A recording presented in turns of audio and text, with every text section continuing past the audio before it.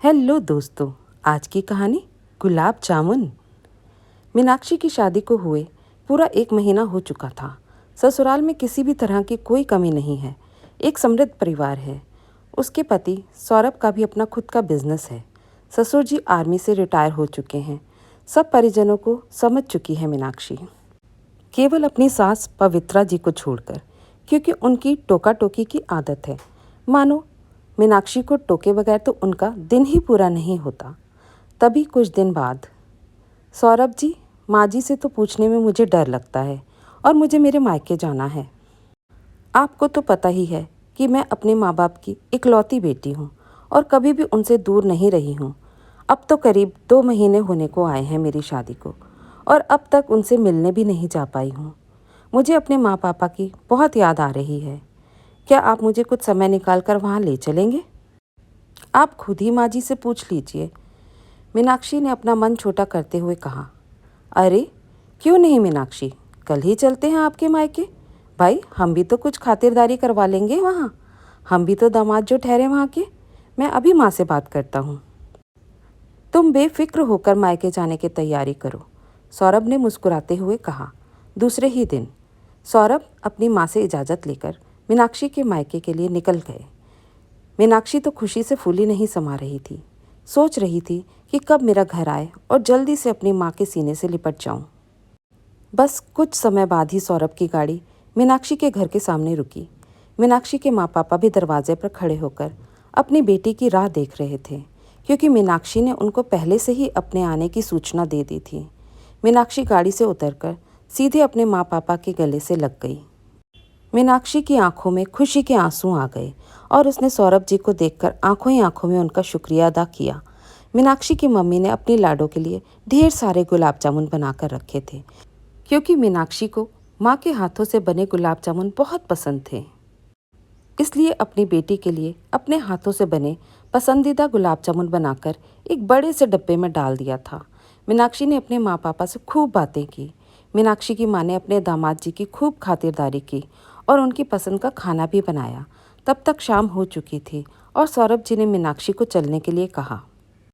मीनाक्षी ने जाते हुए रुआंसे गले से कहा, ठीक है माँ, आप अपना ख्याल रखना, और हाँ, पापा को भी दवाइयाँ समय से देती रहना, नहीं तो उनका ब्लड प्रेशर बढ़ जाएगा। और हाँ, मैं जल्दी ही फिर से आप लोगों से मिलने आऊँगी, मेरी चिंता मत करना। अपनी नटखट सी बेटी के मुंह से इतनी समझदारी भरी बातें सुनकर माँ पापा की आंखें भर आई और उन्होंने अपने आंसुओं को पीते हुए मुस्कुरा कर अपनी बेटी को विदा किया। ससुराल में पहुंचते ही मीनाक्षी ने अपनी माँ के द्वारा बनाए गए गुलाब जामुन निकालकर रसोई में रख दिए और सोचने लगी, माँ के हाथों के बनाए गुलाब जामुन अब तो हर रोज़ चाव से खाऊंगी, क्योंकि माँ बनाती ही इतना स्वादिष्ट है। अब तो मीनाक्षी हर रोज़ गुलाब जामुन निकालती और मज़े से खाती। ये सब मीनाक्षी की सास पवित्रा जी को रास नहीं आ रहा था, और दूसरे ही दिन अपने बेटे के जाते ही वे कहने लगी, अरे बहू, तुम तो उठते ही ये गुलाब जामुन का डब्बा खोलकर बैठ जाती हो। 1 हफ्ता ही हुआ है और सारे गुलाब जामुन खा गई। तुम कोई बच्ची थोड़ी ही हो। घर में और लोग भी तो हैं, उनसे भी जरा पूछ लो। तमीज़ नाम की कोई चीज़ नहीं है तुम में, और वैसे भी इतना चटोरापन ठीक नहीं। ऐसा लग रहा है जैसे तूने अपने माँ बाप के घर कुछ देखा ही नहीं है। क्या तुम पहली बार ही गुलाब जामुन खा रही हो? हद है, मुंह बनाते हुए पवित्रा जी ने कहा। माँ जी, बस भी कीजिए आप। एक छोटी सी बात के लिए आप मुझे इतना क्यों सुना रही हैं कि मेरे माँ बाप तक चली गई? आप भी तो खा रही हैं गुलाब जामुन हर रोज़। मैंने आपको मना थोड़ी किया है, और मैं तो सौरभ जी को भी खिलाती हूँ, क्योंकि उन्हें भी बहुत पसंद आए मेरे माँ के हाथों से बनाए गए गुलाब जामुन। गुलाब जामुन मेरी कमज़ोरी है और मेरी मनपसंदीदा भी, इसलिए ही तो मेरी माँ ने बनाए हैं मेरे लिए। अब इसमें ये बात कहाँ से आ गई कि मैंने अपने माँ बाप के घर कुछ नहीं देखा? कुछ भी हो जाए माँ जी, आप माँ बाप के बारे में एक भी गलत बात बर्दाश्त नहीं कर पाऊँगी मैं। आप चाहें तो मुझे कुछ भी कहें, क्योंकि आपको तो पता है मैं ही उनका एकमात्र सहारा हूँ। और हाँ, आपसे ये किसने कह दिया कि गुलाब जामुन तो बच्चे खाते हैं? तो आपकी जानकारी के लिए बता दूँ कि मेरे माँ पापा के लिए तो मैं आज भी उनकी वही छोटी सी बच्ची हूँ और ताउम्र रहूँगी। आपकी नज़रों में मैं बेशक कितनी भी बड़ी क्यों ना हूँ। बुरा लगे तो क्षमा करना माँ जी।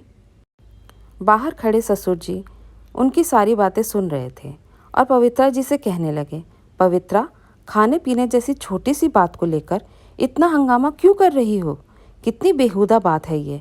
बहू की माँ ने अपनी बेटी के लिए खाने को ही तो भेजे हैं और तुम भी तो खाती हो हर रोज़। मुझे तो शर्म आ रही है तुम्हारी सोच पर पवित्रा। बहू भी तो बच्ची ही है। इस घर में सबसे छोटी वही है। हमारे घर में कमी है क्या किसी चीज़ की जो ये फालतू की बात कर रही हो और हमें भी शर्मिंदा कर रही हो? पता नहीं बहू के आते ही तुम इतनी क्यों बदल गई हो। मैं तो कहता हूँ कि ये फालतू की टोका टोकी छोड़ बहू को संभालने दो अपना सब कुछ। आज आज नहीं तो कल उसी को तो संभालना है।